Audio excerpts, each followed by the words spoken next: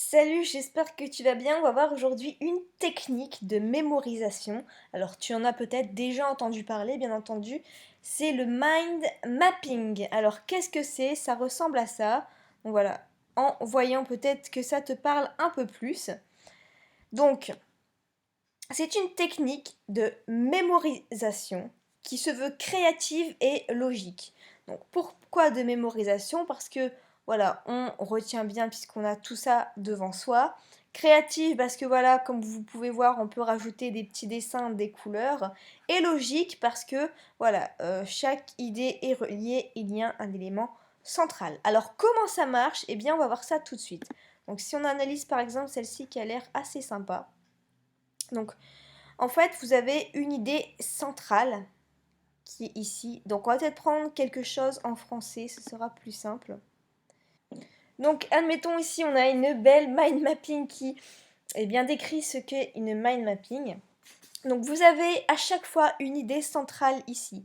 Donc, en fait, ça va être le sujet, ça va être de quoi on parle. Donc, ici, le mind mapping. Vous avez ensuite sur le côté à chaque fois des branches, ce sont des idées, des rubriques ou des sous-thèmes. Donc différentes branches, différentes couleurs, c'est à vous d'analyser. Et parfois encore, on peut diviser ces branches-là ainsi en encore deux sous-catégories. D'accord? Et en fait, il faut que le tout soit lié. Si on prend ça, ce sera forcément lié à ça en passant par ce chemin ici. Ok? Tout doit passer en fait par l'idée centrale. Si je prends par exemple la notion en droit par exemple, si je prends le licenciement, eh bien le licenciement aussi sera le thème principal. Qu'est-ce qui existe? Eh bien on a le licenciement personnel et économique.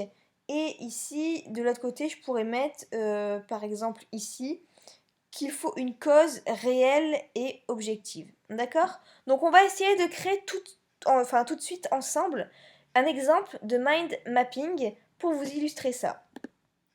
Alors, vous avez le logiciel qui s'appelle framindmap.org et vous pouvez créer facilement ici vos mind mapping. Donc par exemple, ça peut servir pour les cours. Par exemple, vous avez votre chapitre 1 qui est sur votre chapitre 1, je sais pas, écrire un livre. D'accord?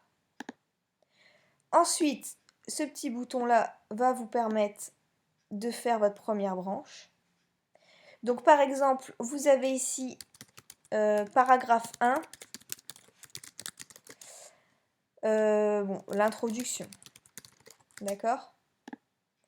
Ici, vous avez votre paragraphe 2, l'intrigue. Ok? Et ici, vous pouvez rediviser. Dans l'introduction, qu'est-ce qu'il faut? Il faut, je sais pas, l'histoire de l'auteur. Par exemple, hein, j'invente. Il faut aussi, je sais pas, une accroche. Dans l'intrigue, eh bien, vous devez avoir, je sais pas, du suspense.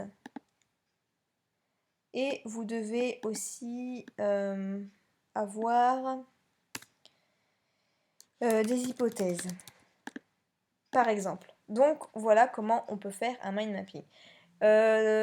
Donc, vous pouvez continuer comme ça, rajouter à chaque fois plusieurs branches. Vous pouvez changer la couleur de la branche, comme vous pouvez voir, changer la police, le style de police et la taille de la police. Donc là, en plus, vous pouvez voir un peu ce que ça donne de loin. Hop, comme ça, vous pouvez vraiment agrandir en fait pour vous faire un truc assez énorme.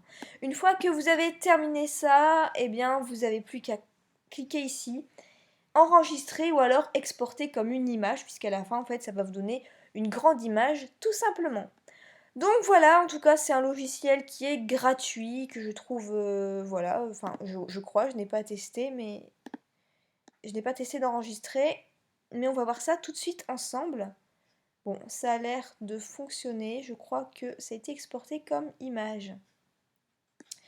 Donc voilà, c'est que tout fonctionne bien. Si ça vous intéresse de faire des mind mapping, alors ce qui est bien, c'est qu'après, ça peut vous servir pour beaucoup de choses. Comme par exemple, si vous voulez écrire un livre, de séparer les chapitres. De faire des brouillons de dissertation aussi. Vous savez, à chaque fois ici, vous mettez par exemple votre première partie, la deuxième partie, les sous-parties, les idées, etc. Et comme ça, voilà, ça vous fait un truc assez rapide à avoir sous la main et vous n'avez plus qu'à rédiger. Je pense même que vous pouvez faire ce type de brouillon pendant vos examens. Si, j'aime les couleurs. Si vous avez un style de vidéo, si vous voulez faire un exposé également, ou si vous voulez faire des résumés, je sais pas, de quelque chose, hein, n'importe quoi. Donc ça peut aider, c'est vachement sympa à connaître si jamais si jamais ça ne vous disait rien avant, le mind mapping.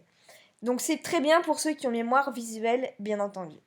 Voilà pour cette vidéo. Eh bien écoutez, si vous avez envie d'aller plus loin, je propose des formations qui sont juste en dessous, dont ma formation, ma dernière formation qui s'appelle Comment vaincre la flemme de travailler chez soi en 5 étapes à un tout petit prix pour beaucoup, beaucoup de contenu qui va vraiment vous aider à passer à un niveau supérieur et vaincre enfin cette flemme d'étudiant pour travailler chez soi.